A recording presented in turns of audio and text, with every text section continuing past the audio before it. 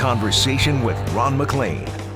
Welcome to In Conversation. I hope you had a nice weekend. For the second consecutive weekend, national television provided some music to give us good karma, some peace, some ease, and that's kind of where we're headed. This is my music shirt I thought I'd wear for tonight's show. And Matt Marstrom, our producer, says we have Wesley Schultz from the Lumineers on. Yes, we do. And I couldn't believe it. I was so thrilled that this happens. And it's because of Tyson Barrie, who spent his first 8 years with the Colorado Avalanche, now a star defenseman with the Toronto Maple Leafs. They became good buddies in Colorado. And the Lumineers, if you don't know, broke on with Ho Hey, a massive hit in 2012 and had a triple platinum LP. They followed in 2016. And that's a bit of a space, and we'll address songwriting. Cleopatra, the second album, and their tour now was just interrupted, but it was in support of Three, the Lumineers 3, which is a 3-chapter story that begins with the grandmother's addiction and goes through the family. It's an absolute masterpiece musically. There's a film companion to that album, and just a thrill to welcome a mix of hockey and music, as Wesley would say, of booze and peppermint. Tyson Barrie walks into the top doors! Tyson Barrie has got his first goal as a Toronto Maple Leaf.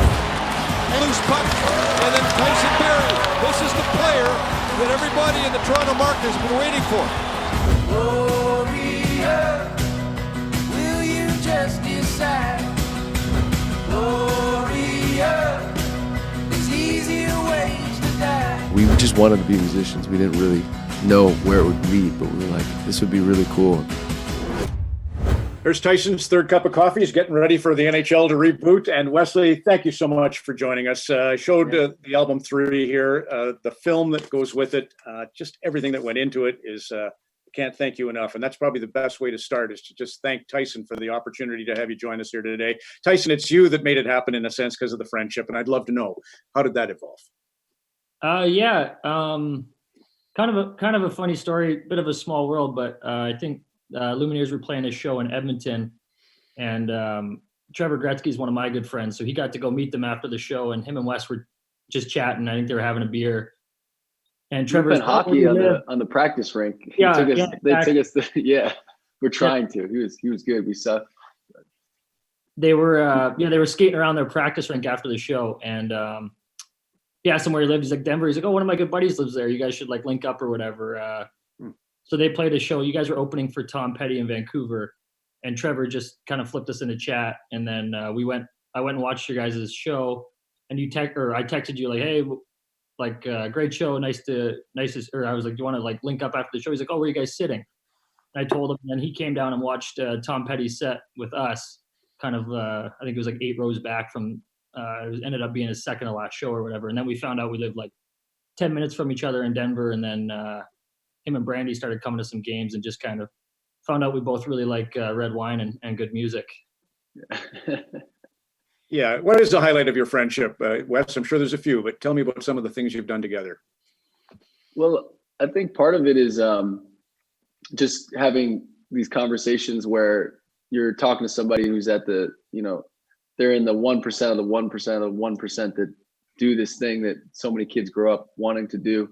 And so there's sort of this, I'm interested in what his routines are and how he deals with teammates and forms these bonds. Because I think, Tyson, to your credit, I think you're a really kind of galvanizing force on a team. You bring people together in a kind of quiet leadership way. And I take a lot of notes around people like that, because in a band, it's like a family and close knit. So I really have cherished those conversations. I think one of the most surreal moments, we were at a Yankee game, and Tyson was on sort of like not sure where he was headed, and it was the NHL draft, and he's getting calls from his agent. We're watching a Yankee game, and his buddies, he wasn't playing that night, but LeMay, had gotten us tickets, and it was just this like surreal thing where I was like, he told me when I was a kid that I'd be sitting next to a guy who was watching the draft, depending on where he was going for the next year. And it also made me think music's so different in that way. So seeing how athletes get their life and how unpredictable it is, it gave me a pretty good appreciation for what they go through in such a 10 or 15 year period of time. Well, Tyson, you're a former captain in Kelowna. I think everything Wes just said there is absolutely on the money. You are a team builder, a glue guy. How about that? You're a glue. Yeah. As talented as you are, you're a glue guy. What do you learn from Wes? What do you take from musicians?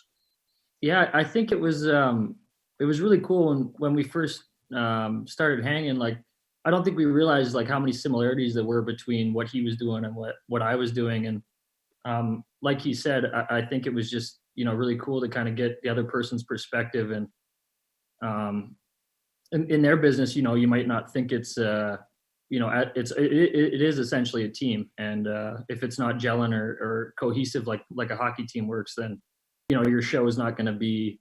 And all this I know just through him. It's not gonna show how you want it to. So I think what I value most about Wes and outside of him and his wife just being like two of the kindest, most generous people with their time and everything is how he's always looking like for ways to help his band, and whether that's from me or anybody, he's always just trying to find a way to bring everyone closer and make sure everyone's taken care of, and everything that they're doing is to make sure that they're putting on the best possible show for their fans. And I think that's kind of hard to find with a lot of bands, and I think that they're probably one of the leaders in that, which is a lot of credit to Wes.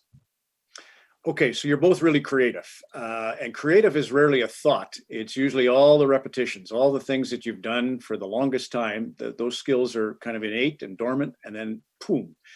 You've told the story of three, Wesley. I mean, you go back to journaling in 2007, and Leonard Cohen appears. I love that you put Democracy on the tail end of this 2 discs, because he would take forever to write a song, right? In fact, that song Democracy, he wrote 60 verses. Took him a decade to write the album. So I'm sure they were all brilliant too. Yeah. So tell me about that. Tell me about the, how it happened. I mean, you've done 3 albums, kind of nicely spaced, and you're like Tyson on a breakaway. You've given us a different move each time.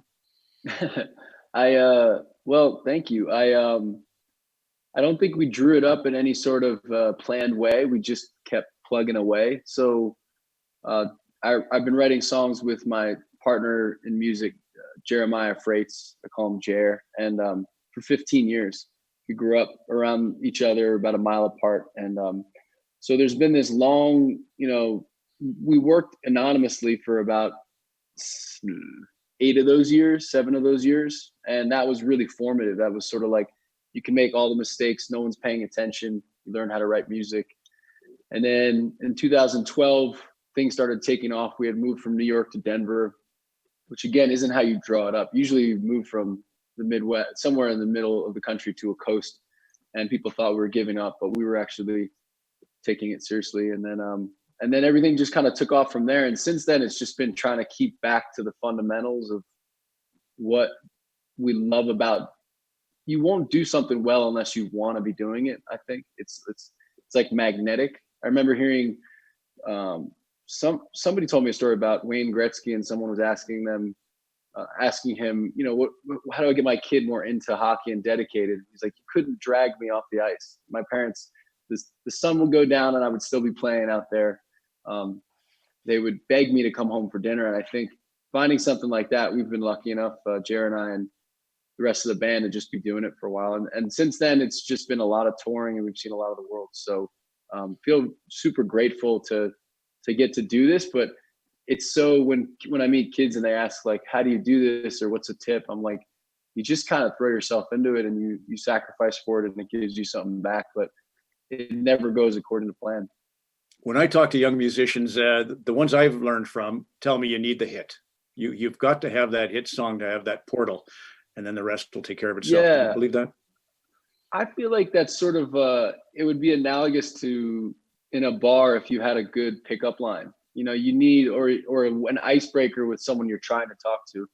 It doesn't do everything, but it does so much to get your foot in the door, to get the conversation going and have something, deeper at the end of that. So for us, Ho Hey coming out was such it was an icebreaker for us. I feel like it opened the door for us. And then it got so big, it became something to almost like overcome, where people are like, can you write something else? Can you write another Ho Hey? And we're like, no, that's not the point of this. The point is, to write other songs. And so I think that's also sort of a trap, is that you start to try to chase that instead of making music, you believe in or you're genuinely interested in. I like the parallel you've made from time to time that it's now they own it. We no longer own that song. It's the strangest thing that happens when it becomes such a beast. So in the case of Trevor Gretzky, as you know, he's a great baseball player, Tyson. It was Wayne's first boy he named Ty in honor of Ty Cobb, the legend. Wanted him to be a ball player because Wayne's a great ball player. No interest. He's a great hockey player. So you can't plan things, but you did follow your dad and your grandfather's footsteps, and you've walked into an amazing, world championships, been in the Memorial Cup. Now you're playing defense in the pressure cooker of the Toronto Maple Leafs. So tell me a little bit about your path and how it happened. Yeah, I think for me it was hockey actually wasn't something that I remember. My mom will tell the story. Like, I used to go to practice and I hated it. I was a little on the chunky side too, so it was like I didn't like the hard work. I think I liked the stick handling and the shooting, but like I was a little heavy, so I didn't like the hard work. But so I would cry when I was like 8 years old, going to practice when my dad played for the Panthers. I didn't like it. And then once we came back to Canada, came back to Victoria, it's what everyone does, right? It's a way of life here. So I got back and all my best buddies were, gung-ho on hockey. And I started to really enjoy it. And then it was the same thing. My dad built a little hockey box in the backyard, and you couldn't get me out of there. It was lights were down. We had a rule, like I wasn't allowed to shoot pucks past like 9 p.m. or something because the neighbors were losing it. But it really started when I got back here, and the group of friends that I played with when I was young, I'm still friends with them today, and that's where I really kind of found the love for the game. And then to be able to draw upon what my dad had done, and he coached me all the way through, and was such and still is. I talked to him after most games, and he was such a positive influence on me, and never. You kind of hear horror stories about hockey parents who can, take it a little too seriously, scream at you after games, whatever. He was always super supportive. If I played horrible, he'd be like, "Hey, that was a stinker, move on," like that kind of thing. And so for me, having him was such an advantage because he kind of knew how hard it was to get to the NHL and what it took. So he instilled that work ethic in me early. And then once I got to junior, I went to Kelowna, and I had the NHL on such a pedestal. I didn't really realize that it was obtainable. I just kind of always thought it was a pipe dream. And then, you start to have a couple good years in junior, and then you hear your name for the draft, and you think, wow, maybe this is possible. But I didn't really think that I would make the NHL until realistically I played my first game. I remember I went to camp, went and played in Cleveland in the minors. And even at that point, I was having a good year, and I thought, like, if I'm not going to get called up now, maybe I won't. I didn't know what was going to happen. And then I remember the day I got called. It was I was in Houston night before a game, and they called me, "Hey, you're going to play tomorrow against the Blackhawks." And that was a pretty surreal moment. And then I played my first game against the Hawks, and I think a lot of people say, like, I tell guys when they play their first game now, like, "Oh yeah, like get a shift or two and get a hit, you'll get more comfortable." And I was like not like that at all. I played my whole game. I couldn't even like hold my stick. I was shaking so bad. So I kind of lie to the younger guys when they come up and say, like, "Hey, just get your first shift under you, it'll all be good." I was like, I remember my first game, I was petrified the whole time. What a great insight. That is incredible. There's 61 players, Wes, are in the NHL right now whose fathers played, which is unbelievable, isn't it? And that just shows it. And they all go back to that same thing. They were never pressured. They just got thoughtful, kind advice about loving the games. And so you must have a moment similar. I'd love to know from your family, did the music and the writing come from there, or did it come from some other muse? And then how do you think about a moment like Tyson playing that first time where, oh my God, this is real? Yeah, well, and just to set this up, I remember my mom would say, my dad was very encouraging, and my mom was like, "You want to be a musician? How many hours did you play guitar this week? A full-time worker works 40 hours. How many hours did you play that guitar?" And I was, at that time, that was like the same as what Tyson was saying about sort of you're not really fully into it. But I remember, so many things. I used to not be able to eat on the day of show much of anything. I would just try to get some sort of calories in because I was so pent up and anxious about the show. And I remember the first time we played in New York City, the first note I went to hit, the strap just like peeled off and came off the guitar, and I had to run off stage and fix it. First note, and I was like, this is a bad sign. And then you play these smaller clubs, and then eventually I remember playing in front of something like 600 people, and that was 5 or 6 times when we'd ever played, and we thought we got booked for the wrong slot or something, but we just pretended like we were supposed to be there, and it worked out. And that's when you sort of, like, again, similar to what Tyson was saying, you sort of fake it till you make it. You act as if, but inside you're sort of trembling and hoping that you're not caught for the fraud you feel like you are, because it's you feel so lucky to be there. You're like, this can't be for me. I shouldn't be here right now. There's like almost a survivor's guilt about it, because you have a lot of friends who are really capable and really great musicians that are also trying to get on those spots and do those things. Well, for what's worth, the two of you, I had a horrible anxiety for at least 15 years in my career, and definitely was rigid, deer in headlights at the get-go on Hockey Night in Canada. Tom Petty, I can't believe you brought up Tom right at the get-go either. For my 50th birthday, Wes, I went to see him at Madison Square Garden in New York. That's how I treated myself, turning 50. And I saw him in Baltimore 3 weeks before he passed. Just love him. And I don't know if you ever get close to him when you're doing the tour, but I know you'd be inspired by him in the way you write. Yeah. I got to meet him actually, and share with him a little bit about. We had played a song. It's called Walls, one of his songs. He put 2 different versions of it on the same album, and that's something that I would do. You can't figure out how to crack the code on a song or something. So we played our version of it this night. It was a tribute to him. So all these artists were playing Tom Petty songs. After the show, he comes up and he says, he kind of comes into our room, and it's basically just me, and he's like, everyone else had left, and he's like, I just want to tell you that was like one of my favorite songs of the night. I never felt like I got that song right, and I think you guys did. I love that version. And I'm just stunned that he's even in the room. I think I had just been eating Cheetos or something, so my hand was like half orange. I was trying to wipe it off to shake the legend's hand, but not get his hand dirty. And but I told him that my wife had walked down the aisle to that song, and then I ended up hanging out with these background singers who had sang with him and with Leonard Cohen as well. And they told me that he had told them that story after we had met. Like it moved him that my wife had walked down the aisle to his song. So it felt cool to meet such a legend, to have him be so sweet and generous with his time. But it was 5 minutes, but it felt like an hour, because you're meeting your hero. Yeah, that's big. Well, and like you, he knows and Leonard Cohen, who always said the cracks are where the light gets through, right? So whenever someone says, right, boy, that's pretty dark, that third album, unlikely that it's dark. Wes named his firstborn son after Leonard Cohen. Oh, boy. Yeah, named him Lenny. Not, Leonard, but... maybe after your dad, too. Yeah, that's what I said. I said, once you meet my dad, you're going to want to change his name.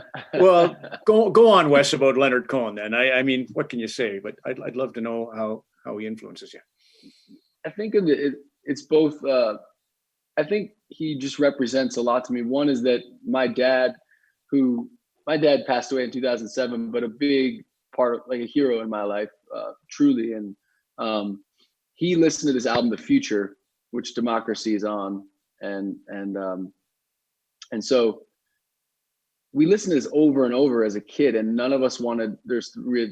I had 2 other siblings, and all of us were begging for him to turn it off the first couple of times the tape went in the tape deck. And then eventually we kept asking him to put it back on. And I knew all these songs by heart. So it was kind of this memory of that. But then learning about him, he was so much more, he's not relatable because he's a genius. So I wouldn't say he's relatable, but he's more relatable than a Bob Dylan is, because when he talks about how long it took him to toil and work on these songs and these lyrics, and I think him and Dylan were talking about some of their big songs, and he said, how long did it take you to write, Blowing in the Wind or something? And Bob Dylan said, 20 minutes. And then he said, how about Hallelujah? And he said something like a year. And I think it was actually 5 years it took him. So I can relate a lot more to that. Like there's a song, Jimmy Sparks, on our album that was... Love it. Yeah, thank you. I started working on that song in 2007, and there's so many examples of that where you kind of know when it's not ready, but you're onto something. And it's more intimidating when you meet somebody. It's kind of like meeting an athlete who's so gifted you can't even understand it. And even meeting Tyson, one of his close friends, he said, the thing about Tyson is he was never immediately the best guy. Just, that's like there he is. It was more, he got better every time he played, every season, every week. And I can relate a lot more to that than being sort of super gifted at any particular thing. Just kind of like grinding and persevering and getting better and believing in that. Tyson, music. How did you get so immersed in music? You know what? My mom was a big music person, but she was more like 70s, 80s, like kind of dance music. She was more like dance music. She likes to have a good time. For me, it was like, honestly, like I credit to, like, I moved away from home when I was young at 15 to go play in Kelowna. And I think with that, at that time in your life, you know, obviously I was sad to be leaving friends, family, and you kind of, it sounds funny, but like you almost like, I started listening to kind of like, you know, like almost sadder music, like alternative music when I would feel like down or whatever. I think it's how a lot of people connect to music. And for me, it was really organic. I would go and, you know, if I was missing home or something, I'd go throw on an album or you know, download stuff on my computer. And I just always had a taste for music. And I think that's where it developed, was just kind of missing home and that kind of thing. And then I think once you get into that sort of genre, you get out of the top 40 and that kind of thing, it opens your eyes to a whole different world. And that for me started young. So it was always on my radar. And then obviously the Lumineers have been big for a long time. And I'm a huge fan of their music and always have been. And, you know, getting a chance to meet Wes and then find out we live like 10 minutes apart and spend the time we have together has been a really cool experience. And I get a lot of insight into his business. And I know we have a brief time here, but he's got a lot of cool stories.